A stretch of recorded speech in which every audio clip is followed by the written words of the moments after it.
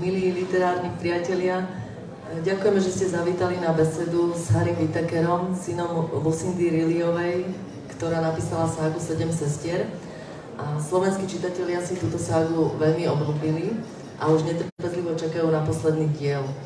Veľmi ich zarmutila smrť milovanej autorky a včera ste o nej tak krásne hovorili, lebo my už sme jednu besedu mali včera v Pantarej. A prijala by som si, aby aj tí, ktorí sú tu dnes s nami, počuli, aká bola Lucinda úžasná.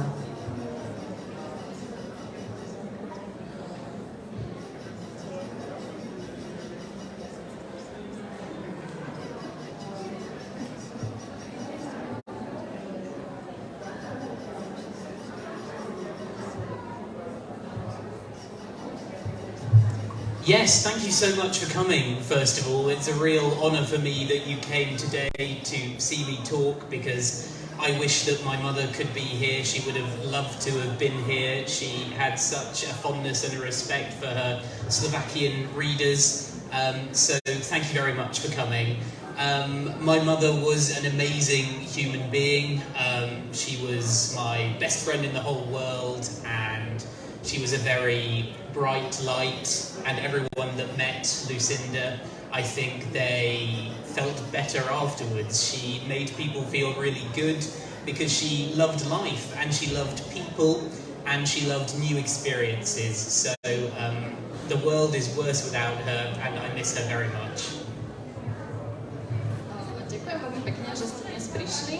Moja mama by si určite želala, aby tu tiež dnes mohla s vami byť, pretože zbožňuje slovenských čitateľov a veľmi ich rešpektovala. A tak ďakujem, že ste tu. Moja mama bola pre mňa mojou najlepšou priateľkou. Bola veľmi veselá, zbožňovala život, zbožňovala ľudí a každý, kto ju stretol, mal automaticky okamžite lepšiu náladu. Takže veľmi pekne ďakujem, že ste tu. Obaja vaši rodičia pracovali v umeleckej branži. Prezraďte nám, aké to bolo vyrastať v takom tvorivom prostredí.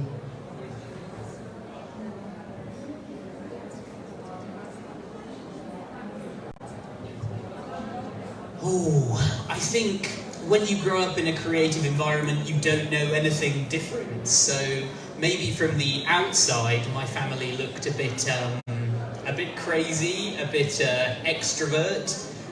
But it was all I knew, so my whole life was stories and plays and creativity, and I never knew any other way.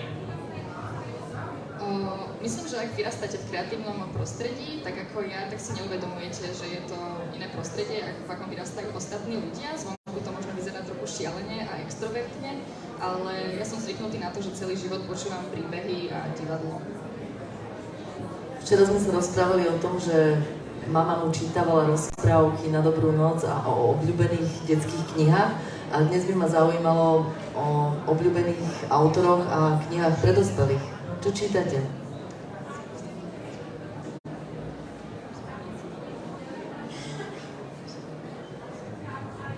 So my favourite adult author, I think I share with my mother. We both have the same favourite author. Our all-time favourite is F. Scott Fitzgerald, and my favourite F. Scott Fitzgerald book is The Great Gatsby, and my mother's favourite book was Tender is the Night. So both the same author, but different novels by that author. I feel like I should, obviously F. Scott Fitzgerald is American, so I feel like I should say someone English. And we both love Charles Dickens. I know it's a very old author, but he was such a wonderful storyteller, and his descriptions were so full and amazing that you felt like you were in the room with his characters. So maybe a boring answer and an English answer, so I have to say Charles Dickens. Myslím, že s mamou sme mali rovnakého obľúbeného autora, bol to Fitzgerald a moja obľúbená kniha je Veľký Gatsby. Obľúbenou knihou mojej mamy od Fitzgeralda Veľký Gatsby nebol.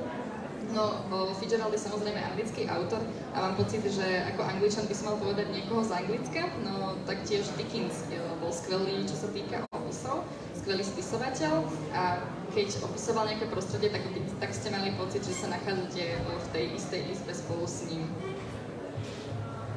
Slovenskí čitatelia detskí si obľúbili sériu o strážnych anieloch a tu ste písali spolu s vašou mamou, tak by ma zaujímalo, ako prebiehal ten tvorivý proces, či to bol boj, či ste mohli mať vy hlavné slovo, alebo ho mala vždycky napokon ona, ako to fungovalo medzi vami?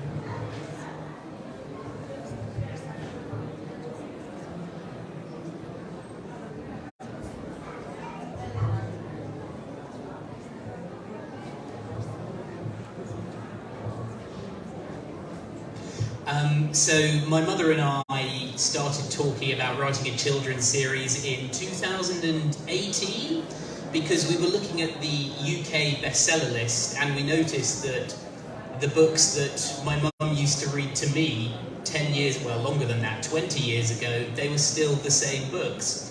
So we were asking what qualities these books have that make them so popular for a long time.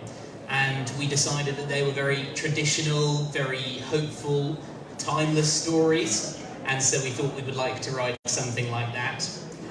My mother, she would say to my brothers and sisters growing up, if they had a hard day, I'm sending you a guardian angel. So maybe if they had an exam or something, or there was someone not very nice at school, she would say, I'm sending you a guardian angel. And we thought it would be lovely to turn that into a series for children.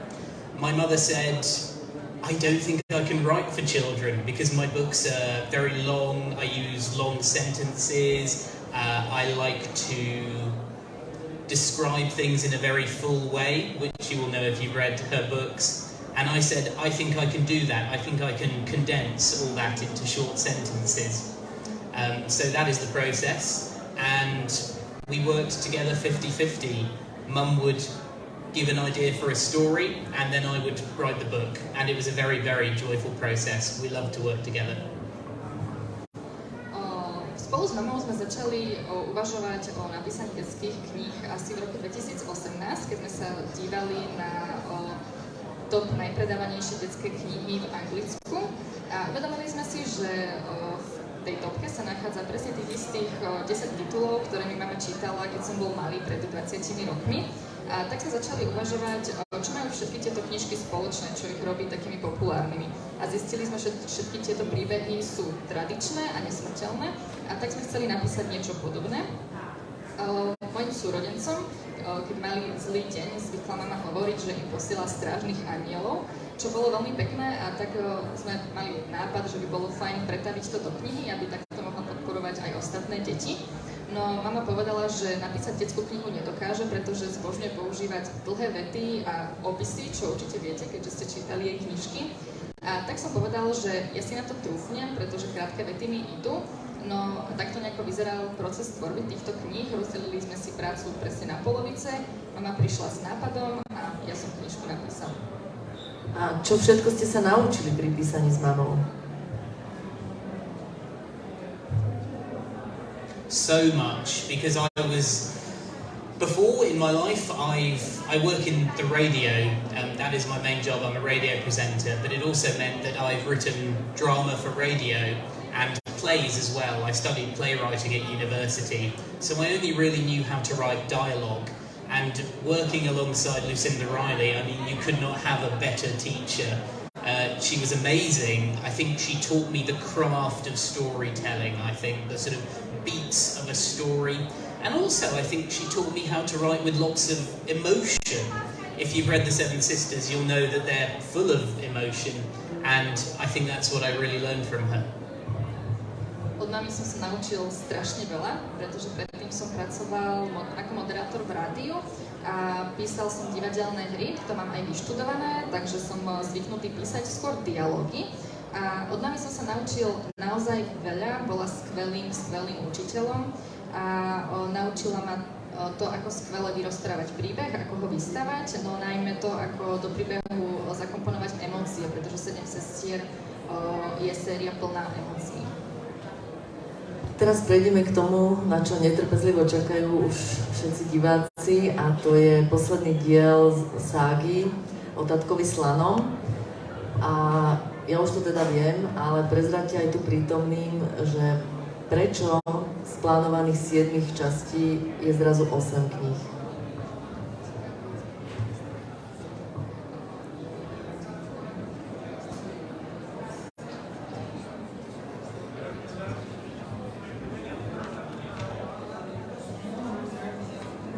Yes, so I can tell you now that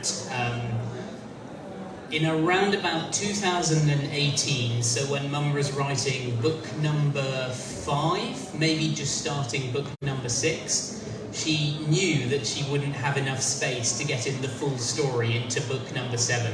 So even though in 2014 she intended to write 7 books, she knew, I'm going to have to write an 8th book. So she told her publishers in 2018 that she would write an 8th book, but she decided not to tell the readers and to keep it a secret. And she only revealed, obviously, in 2021, before the release of The Missing Sister, that there would be an 8th book. But we knew maybe 3 years before that. Áno, teraz už môžem povedať, že moja mama vedela o 8. časti už od roku 2018 počas písania 5. alebo začiatku písania 6. časti, pretože zistila, že určite nebude mať dostatok miesta zmestiť celý príbeh do jednej knihy, do 7. a tak sa rozhodla, že bude aj 8. Takže v roku 2018 to prezradila svojim vydavateľom, ale pred čitateľmi sa rozhodla udržať to ako tajomstvo a oznámila im to až v roku 2021, tesne pred vydaním 7. časti, teda Stratenej sestry. My sme boli v tom, aspoň teda na Slovensku aj sa uvádzalo v článkoch rôznych, že mama zanechala celú kostru príbehu. Ale včera ste spomínali, že vlastne existovalo iba 30 strán dialóg medzi dvoma postavami, čiže vy ste všetko museli napísať sám. A bolo náročné dovymýšľať ten príbeh a zachovať jazyk a štýl, akým písala Lucinda, alebo ste išli podľa seba?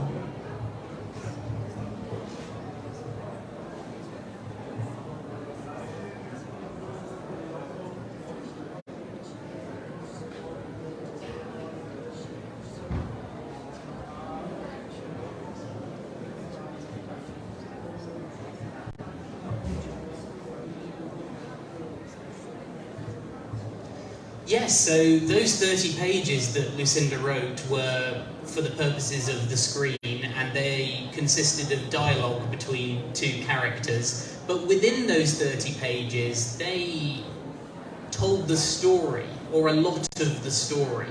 So even though she wrote 30 pages, and those 30 pages are obviously not directly in the novel, they were full of useful information, vital information that is in the novel.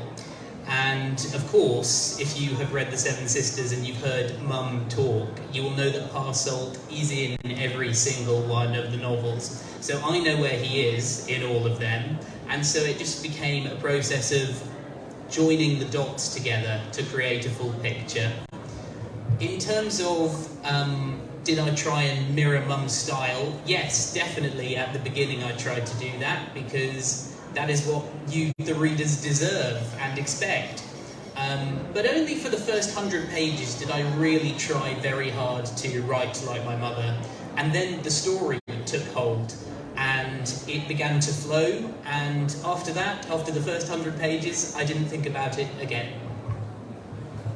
Áno, aj napriek tomu, že moja mama napísala iba 30 strán, ktoré boli určené pre televíznu adaptáciu, bol to 30-stranový dialog 2 postav, tak v ním dokázala zachovať alebo vložiť väčšinu príbehu, s ktorým som pracoval. A týchto 30 strán bolo skvelých a plných užitočných informácií, ktoré mi pomohli pri písaní. Ak ste čítali prvých 7 sestier, tak určite viete, že v každej z nich bol tatko Slaný nejako opísaný, alebo v každej z nich sa nejako spomínal, čiže písanie poslednej časti bolo pre mňa viac menej spájaním bodov. Čo sa týka štýlu, tak áno, zo začiatku som sa snažil zachovať mamin štýl, pretože vy ako čitatelia si to zaslúžite. Hovorím o prvých 100 stranách príbehu, kedy som sa naozaj snažil zachovať tento štýl, no potom ma ovládol príbeh a jeho písanie a potom začal prúdiť sám.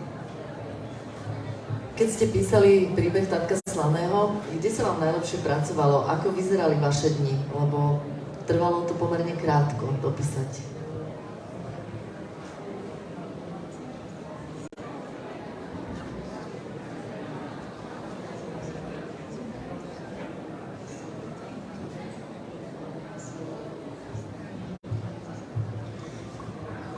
it was very difficult because I had an enormous book to write, 800 pages, and only 1 year to do it.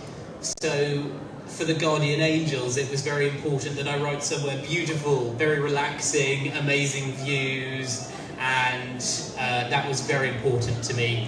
But when you are an author and you have a very tight deadline, and it's a deadline for the whole world, because the book will be published on the 11th of May everywhere, suddenly the location where you write, it does not matter anymore at all, because I had to write 10 pages per day to try and hit my deadline. So sometimes I wrote in my small office at home, which is in the basement, which is very depressing and dark. And then other days I would write on the train if I had to travel, or planes if I had to travel. So honestly, I wrote everywhere and anywhere just to get the job done. Bolo to pre mňa veľmi ťažké, pretože som mal pred sebou prácu na 800-stranovej knihe s iba jeden ročným deadlineom. Séria Strážnych anielov sa mi písala veľmi ľahko a potreboval som na to nejaké krásne prostredie, v ktorom by som vedel relaxovať s nádherným výhľadom. To bolo vtedy pre mňa naozaj dôležité. Ale ak ste autorom, ktorý má naozaj extrémny deadline, pretože knižka by mala celosvetovo výjsť 11. mája, tak absolútne nezáleží na tom, na akom mieste ho píšete, pretože musíte napísať 10 strán za deň, aby ste tento deadline stihli. Takže väčšinou som písal v mojej malej kancelárii, ktorá sa nachádza v pivnici, čo je naozaj tmavé a depresívne prostredie, ale ak som musel cestovať, tak mi to bolo jedno. Písal som vo vlaku, písal som v lietadle, takže naozaj všade. Čo bolo najťažšie pri dopisovaní? Vyskytli sa nejaké problémy? Určite sú zvedaví diváci, ako to bolo.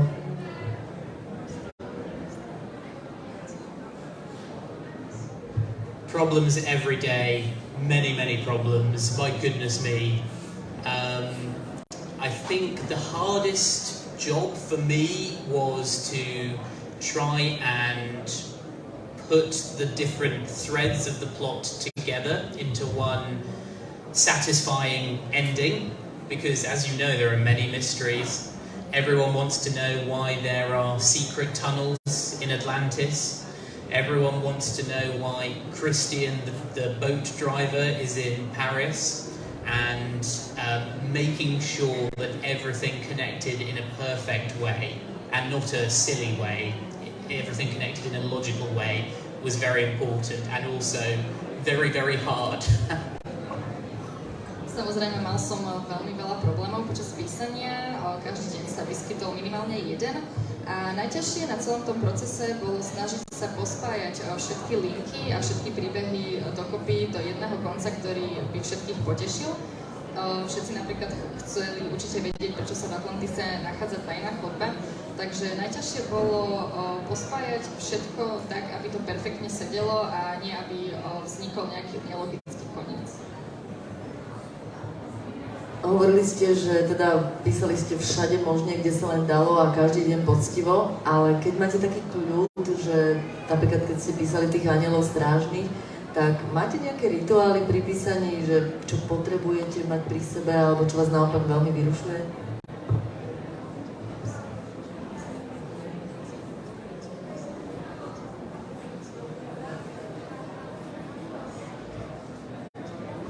So actually, I have in my ears, I have tinnitus, which is like a ringing in my ear, which I've had since I was 16. So my ritual for writing, so I can concentrate and not listen to the ringing, is I put in headphones and I play classical music.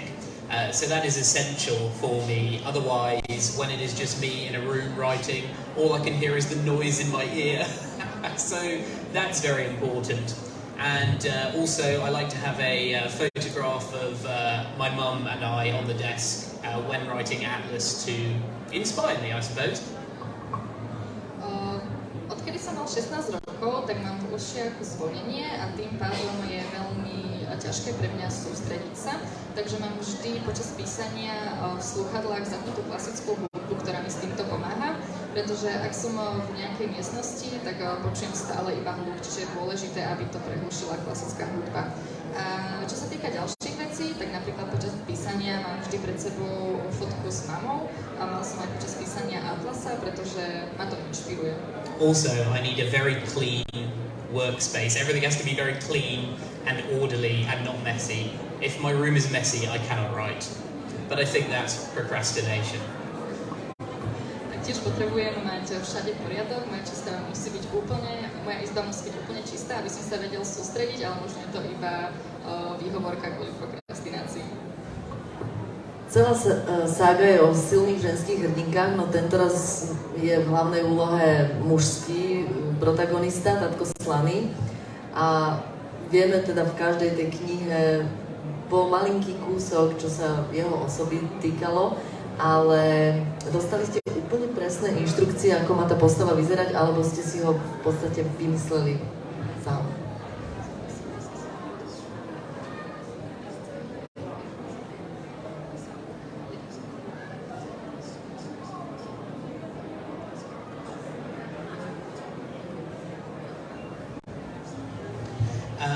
In the 30 pages of dialogue, it's not a spoiler to say that one of the characters who is talking to the other is Parsold, and through that dialogue, his character came across very well and very clearly. In addition, obviously, he is in those books, and when you know where he is, his character shines through the whole series. So the character was Mum's invention.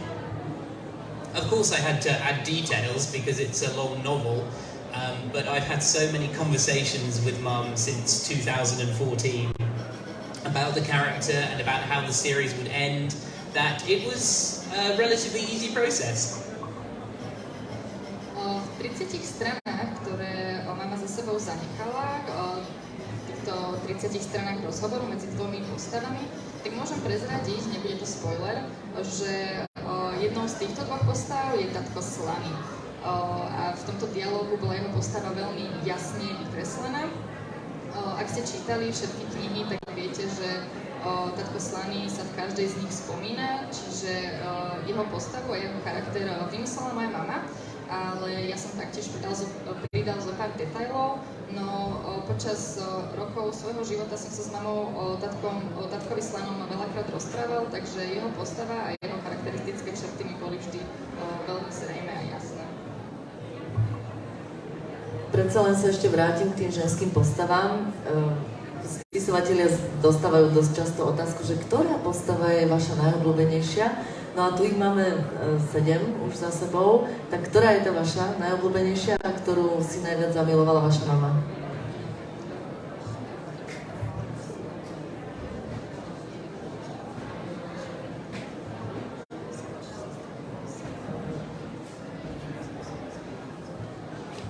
Gosh, I think for me it has changed over the years. When I first read the novels, I thought that perhaps Maya was my favourite. But working on Parsold, I think I realised actually my favourite sister is Tiggy, because she is the most spiritual. And I see a lot of my mother in Tiggy, and so I think she has become my favourite. Narratively as well, without giving a spoiler, Tiggy is very important in the Parsold book, in the 8th book. So Tiggy for me, my mother she was asked this question a lot, and she would always say, oh, I love them all, I can't choose between my different children. So at different times she would answer different sisters, I think depending on what mood she was in. So some days it was Ali, some days it was Electra, some days it was Star, and some days it was Cece. It would change depending on what mood she was in and who was asking her the question. Toto je naozaj veľmi ťažká otázka a myslím, že počas rokov sa to u mňa menilo. Keď som knihy čítal prvýkrát, tak by som povedal, že mojou obľúbenou postavou je určite Maja. Ale teraz počas písania 8. knihy tatka Slaného som si veľmi obľúbil Tiggy, pretože je duchovná a má veľa črt z mojej vlastnej mamy. A tak sa mi ako postava páči. A môžem možno prezradiť taký malý spoiler, že pre 8. časť, 8. knihu bude Tiggy veľmi dôležitou postavou. Čo sa týka mojej mamy, tak ona zvykla odpovedať na túto otázku tak, že všetky postavy sú jej obľúbené, pretože si nemôže vybrať obľúbené dieťa. No občas povedala nejaké meno, no to sa vždy menilo, myslím si, že podľa toho, akú mala práve náladu, čiže niekedy to bola Ali, niekedy Elektra, niekedy Star a niekedy zase Sisi. Takže sa to menilo aj u nej a určite mala rada všetky. Keď sme sa rozprávali včera, tak ste boli veľmi strohí a lakomí na nejaké novinky, čo sa týka novej knihy, ale aj tak, aspoň troška, kde sa bude odohrávať posledný diel a na čo sa môžeme tešiť, či tam budú tiež 2 časové línie, poprípade aký druh umenia ste si pre nás pripravili.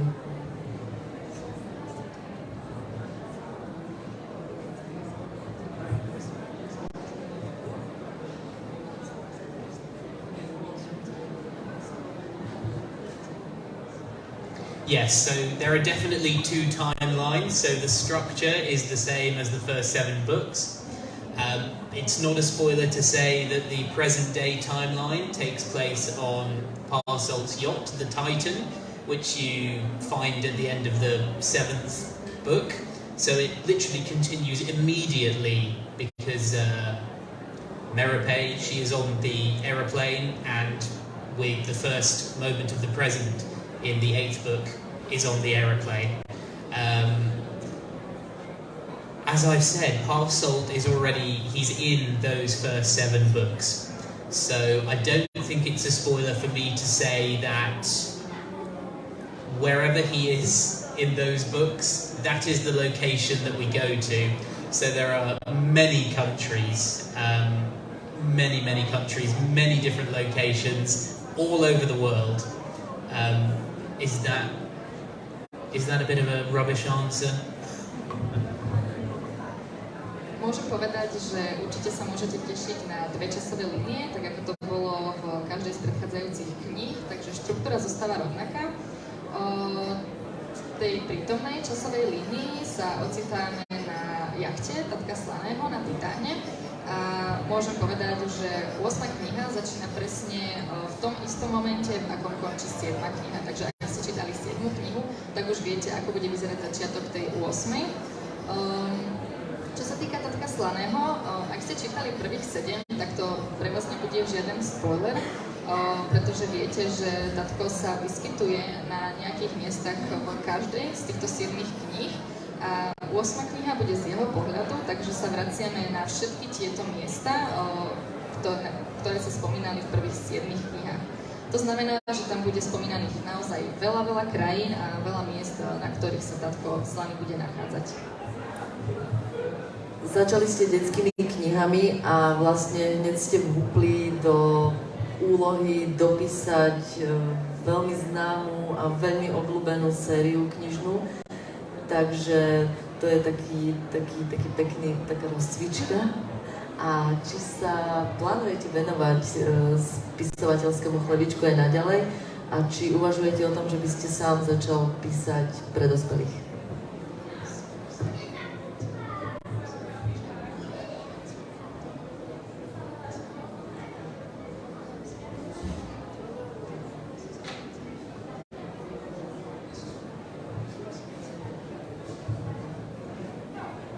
So I think I loved writing the novel, the long book, for 2 reasons. Firstly, as I was writing it, I felt very close to my mum, and it was a joyful process for me to write. It was very intimidating at the start when you're looking at a blank page and thinking, wow, I have 800 to fill. But as I began the process, it was wonderful, and it was almost like my mum hadn't died. It was a very spiritual experience, I think. And the second reason I loved to write the novel was because I really enjoyed the process of a long story and well-rounded characters, because I think you feel like you know them. I personally feel like I'm friends with Tiggy and Electra and all the sisters, and Parsolt, of course. So, yes, I loved it. In terms of more novels from me, yes, I start work on my own novel in January. and it will be a very British book with British humour. I think about the state of politics in my country, which is very, very terrible. So I don't know whether it would be popular in Slovakia, but maybe. But I can reveal that there are 5 more Lucindy Riley books to release that have not been released yet in Slovakia, because she was an author in the 1990s. And so we're going to re-release those books as Lucindy Riley novels, and I have to edit all of them, so I will be very busy.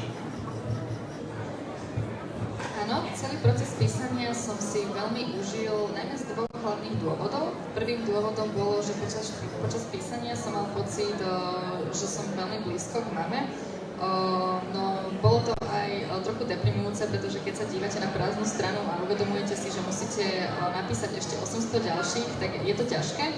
No, bolo to nakoniec skvelé a mal som pocit, ako by mama ani nezomrela, čo bol taký duchovný zážitok počas písania.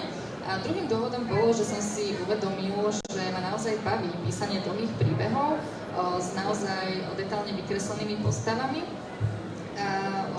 A keď píšete o týchto postavách, tak máte pocit, ako by ste ich naozaj poznali, ako by to boli reálni ľudia. Takže som mal pocit, že Tiky, Elektra a samozrejme aj tatko Slaný sú mojimi priateľmi. Čiže písanie je mojím koníčkom a určite sa chystám napísať aj viac kníh sám. A vlastne v januári začínam pracovať na prvej svojej vlastnej knihe, ktorá bude veľmi britská, bude plná britského humoru a budem sa v nej venovať aj politickej situácii v mojej krajine, ktorá je naozaj zlá. Takže neviem, či bude na Slovensku populárna, no možno áno. A čo môžem ešte prezradiť je, že od Lucindy Rileyovej sa chystá vydať ešte 5 ďalších kníh, ktoré napísala v 90. rokoch a ktoré na Slovensku ešte nevyšli, takže ich vydáme v novom vydaní, ja ich budem musieť prepísať, takže ma čaká veľa roboty v najbližšom období. That was very long, I'm sorry. Harry mi číta myšlienky, lebo moja ďalšia otázka bola, že či teda ešte mama zanechala nejaké knihy za sebou, takže vieme, že áno. Chcem sa teraz opýtať, čo sa týka vašej návštevy tu u nás na Slovensku. Včera ste toho dosť pochodili, vraj ste boli aj na Sandbergu a na Devíne a v centre. Ako sa vám páči Bratislava?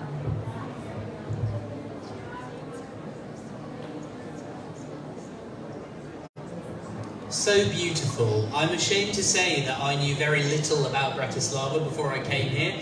It's now one of my favourite European cities. You have so much amazing history and so many beautiful locations. Claudia and Lucia from Tatran took me up to Sandberg, and we saw, and I mean this, the best sunset of my life. So I will definitely come back here. Zbožňujem Bratislavu a trošku sa hanbím to teraz priznať, no predtým som ani takmer nič nevedel, no teraz môžem povedať, že je to jedno z mojich najobľúbenejších európskych miest. Viem o ňom naozaj veľa histórie a môžem povedať, že Klaudia a Lucia z vydavateľstva Tatran ma včera zobrali napríklad na Sandberg a videl som jeden z najkrajších západov slnka, aké si v živote pamätám.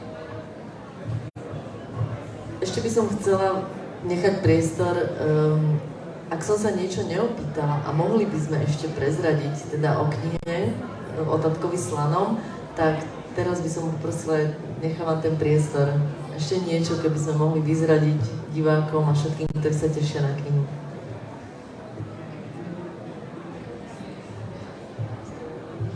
I want to thank you for coming. It was very nice of you to come here today, and so I feel like I owe you some secret information which other people do not have.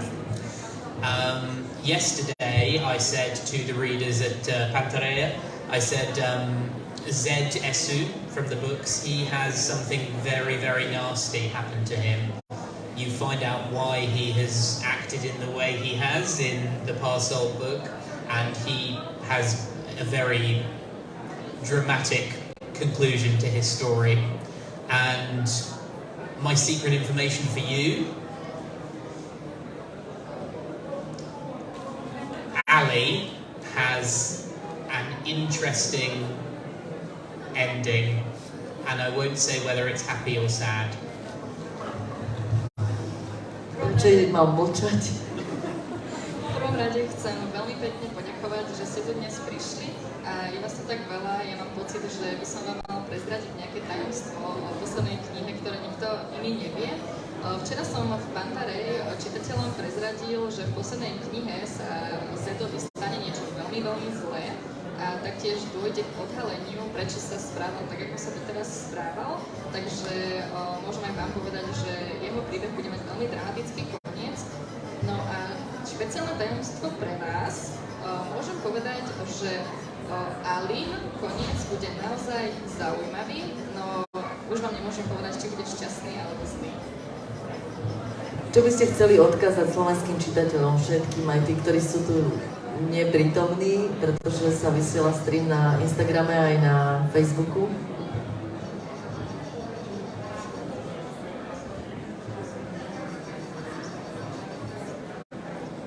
On behalf of my mother, Lucindy Riley, thank you so much for reading her books and being so supportive of them.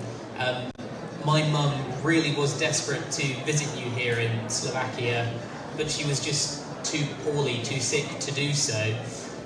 So it's a great honour for me to be here and represent her, which is all I'm doing. And I really hope that you will be satisfied at the end of the Seven Sisters series, because I think Mum has really seen to it. She's ensured that you will be happy at the end of the 8th book. If you're happy, I'm happy. V mene mojej mamy, Lucindy, by som sa chcel poďakovať veľmi pekne všetkým čitateľom tu na Slovensku. Ona sama chcela Slovensko veľmi navštíviť, no bola príliš chorá a slabá na to, aby tak učinila. Takže mne je cťou byť dnes tu s vami a veľmi dúfam, že sa vám koniec tejto série bude páčiť, že sa vám bude páčiť celá 8. kniha, pretože mama sa naozaj ubezpečila, aby ste dostali koniec, ktorý si zaslúžite. Takže ďakujem. A ja by som ešte sa chcela spýtať, že či má niekto nejakú otázku z divákov, ktorá nezaznela, mala zaznieť. Is Parcelt alive? Je tatka Slaný nažive? No one going to ask? Okay, I won't tell you. Tak nech sa páči, ak máte knihu a chcete si dať podpísať od autora, aspoň teda niektorú z týchto, sú na predaj vo stánku v Tatrane. A podpisové kartičky sme mali včera a tie sú tiež v Tatrane? Áno, áno, u nás na stánku nájdete veľkú kopu kartičiek na podpísanie, takže ak ste si so sebou nedoniesli knižky, alebo si nemáte v pláne knižku kúpiť, tak podpis dostanete aj na kartičku. Ďakujeme pekne za pozornosť. Ďakujem. Ďakujem.